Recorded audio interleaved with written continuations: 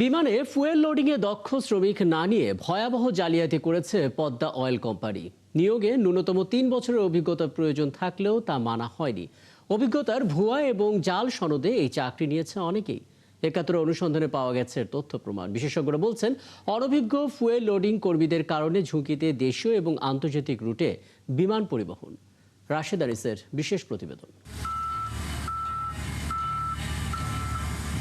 শাহজালাল আন্তর্জাতিক বিমানবন্দরে বিমান ফুয়েল লোডিংয়ের কাজ করেন মোট ৪৮ জন। এদের মধ্যে স্থায়ী আছেন ১৬ জন, আর ৩২ জন কাজ করে চুক্তিভিত্তিক।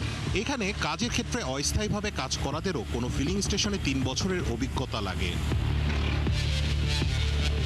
কিন্তু সরকারি প্রতিষ্ঠান পদ্মা অয়েল প্রায় ১৪ বছর পর গেল বছর ফুয়েল অ্যাটেন্ডেন্ট পদে ১৪ জনকে নিয়োগ দিয়েছে।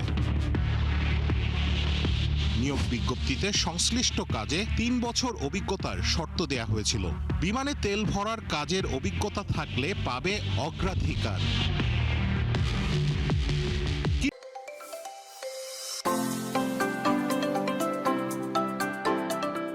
কিন্তু বেসরকারি কোম্পানি পদ্মা অয়েল গেল বছর এই পদে নিয়োগের ক্ষেত্রে নিজের শর্ত ভঙ্গ করেছে। পদ্মা অয়েলের নিয়োগ বিজ্ঞপ্তিতে অভিজ্ঞতার গুরুত্ব দিলেও চুক্তিভিত্তিক কাজ করা ৩২ জনের কাউকেই নিয়োগ দেয়নি, যারা প্রত্যেকেই পরীক্ষায় ভালো করেছে বলেও দাবি করেন। এখানে অগ্রাধিকার আমরা পাই নাই, বাইরের থেকে লোক সব নেওয়া হয়েছে। এখন আমাদের যে ডকুমেন্টগুলো আছে ওদের যেগুলো যাচাই করলে হয়তো আপনারা বুঝতে পারবেন, বা আমাদের সরকার আছে যেগুলো ধরে যাচাই করে দেখতো। এই সরকার আমলে তো আমাদের এই নিয়োগটা হয়েছিল আর কি। এই যে আমরা যে গাড়ি দিয়ে আমরা রিফুলিংগুলো করি, তারা এই গাড়িটা লাইফের প্রথম এই অফিসে আসার পরে দেখতেছে। এখানে আমরা প্রতিবাদ করতে গেলে আমাদের বলা হয় কি, এভিয়েশন তোমরা অন্য কোথাও প্রতিবাদ করতে পারবে, কিন্তু এভিয়েশনে যারা কর্মরত আছে ওরা প্রতিবাদ করতে পারবে না। আমাদের যদি কালকে না আসতে বলো, তাহলে আমরা এখন আমাদের আর কোনো আইন কোনো কিছু করার নাই, কিছুই থাকবে না আমাদের। এদের কারো কারো কাজের অভিজ্ঞতা ২৫ বছর ছাড়িয়েছে। ২০২৫ সালের নভেম্বরের ১ তারিখ অনুষ্ঠিত হওয়া চাকরি স্থায়ীকরণের প্রক্রিয়ায় অংশ নিয়েছিলেন তাদের সবাই। বিধিবাম ভালো পরীক্ষা দিয়েও একজনও উত্তীর্ণ হননি। নতুন নিয়োগপ্রাপ্ত যারা রয়েছেন, যারা ২০২৫ সালে পরীক্ষা দিয়েছেন, তাদের সাথে আমরা যোগাযোগ করার চেষ্টা করছি, কিন্তু ক্যামেরা দেখে তারা কোনোভাবেই সামনে আসছেন না। আমরা একটু চেষ্টা করব তাদের ২-৩ জনকে খুঁজে বের করে তাদের সাথে কথা বলার জন্য। আপনাদের সাথে আমরা একটু কথা বলতে চাই। নামাজ পড়ে আসি, আপনার সাথে বলবো। জি, একটু আগেও একজন একই কথা বলছেন, একটু কথা বলা প্রয়োজন। নামাজ পড়ে আসেন। ক্যামেরা উপস্থিতি টের পেয়েই আড়ালে নতুন নিয়োগপ্রাপ্তরা কিভাবে নিয়োগ পেয়েছেন, যোগ্যতা পূরণ করেছেন কিনা সেই প্রশ্নের জবাব দিতেও চাননি তারা। যারাও দিয়েছেন তাদের কথাও ছিল ধোঁয়াশা। কাজ সবকিছু আপনি ম্যানেজমেন্টের সাথে কথা বলেন, ম্যানেজমেন্ট যেহেতু আমাদের নিচে, ওদের সাথে কথা বলেন ভাই। এগুলো আমরা আগেই করে আসছি, এখানে এসে দেখতেছি প্রত্যেকটা কাজ আপনি যেখানে যান না কেন কিছু না কিছু তো শেখা লাগবে। ৭১ অনুসন্ধানে দেখা যায় চাকরি পাওয়াদের বেশিরভাগের অভিজ্ঞতা সনদ ভুয়া।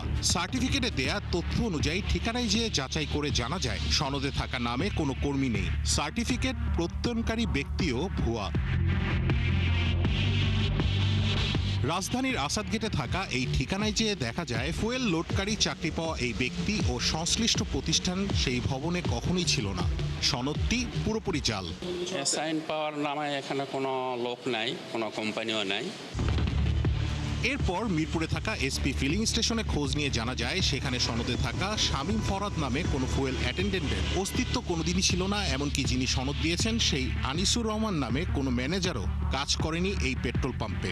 ওই নামে আপনার ছিল না? ওই নামে কেউ ছিল না? না, এই নামে আমি কাউকে পাইনি এখানে। আনিসুর রহমান নামে কেউ ছিল ম্যানেজার? আনিসুর রহমান নামে ম্যানেজার এখানে ছিলেন না। কথোপকথনে এক পর্যায়ে বর্তমান ম্যানেজার জানান, পদ্মা অয়েল কোম্পানি থেকে তাকেও জাল সনদ দেওয়ার অনুরোধ করা হয় তৃতীয় পার্টির মাধ্যমে, যদিও তিনি প্রকাশ্যে ক্যামেরায় এই কথা বলতে রাজি হননি। পদ্মার হেড অফিস থেকে চিঠি পাঠাইছে যে উনি এখানে কাজ করছে, এটার একটা আছে না এক্সপিরিয়েন্স। এটা অনেক চেষ্টার পর মোবাইলে বক্তব্য পাওয়া যায় পদ্মা অয়েল কোম্পানির সাবেক ও বর্তমান পরিচালকদের। এটা আমরা ছিলাম না, আমাদের কেউ ছিল না। এটা হেড অফিস থেকে অফিসিয়াল ব্যাপার। আমার আগে যিনি ছিলেন মুদির সাহেব, উনি নিয়োগ কমিটিতে ছিলেন কিনা আমি জানি না, ওনার সাথে কথা বলে দেখতে পারেন, মানে যার সময় নিয়োগটা হয়েছে।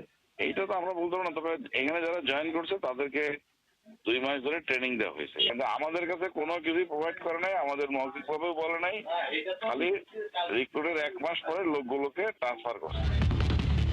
এটাকে চরম অনিয়ম ও বিমানবন্দরের নিরাপত্তা ঝুঁকি হিসেবে দেখছেন এভিয়েশন বিশেষজ্ঞ। অত্যন্ত সেন্সিটিভ কাজ এগুলো। এই সেন্সিটিভ কাজ করার জন্য যাদেরকে নিয়োগ দেওয়া হবে তাদেরকে দক্ষতার কোনো বিকল্প হতে পারে না। হ্যাঁ, এখানে দুর্নীতির কোনো সুযোগ নাই। তদন্ত কমিটি করা হচ্ছে, তদন্ত হবে, এইসব কথা কিন্তু আমরা অতীতে অনেক শুনেছি। ইমিডিয়েট অ্যাকশন নিতে হবে এবং এটা যে করেই হোক এটার ব্যবস্থা নিতে হবে এবং সেটা জনগণকে জানাতে হবে। এমন স্পর্শকাতর কাজে নিয়োগে অনিয়মের সাথে জড়িতদের বিরুদ্ধে ব্যবস্থা নেওয়া জরুরি বলেও জানান তিনি। গাড়িতে তেল দেওয়া আর প্লেনে তেল দেওয়া কিন্তু এক জিনিস নয়। কোনো কারণে যদি দুর্ঘটনা ঘটে সেটা কিন্তু মারাত্মক পরিস্থিতি সৃষ্টি করে থাকে। রাশেদ আনিস, ৭১, ঢাকা।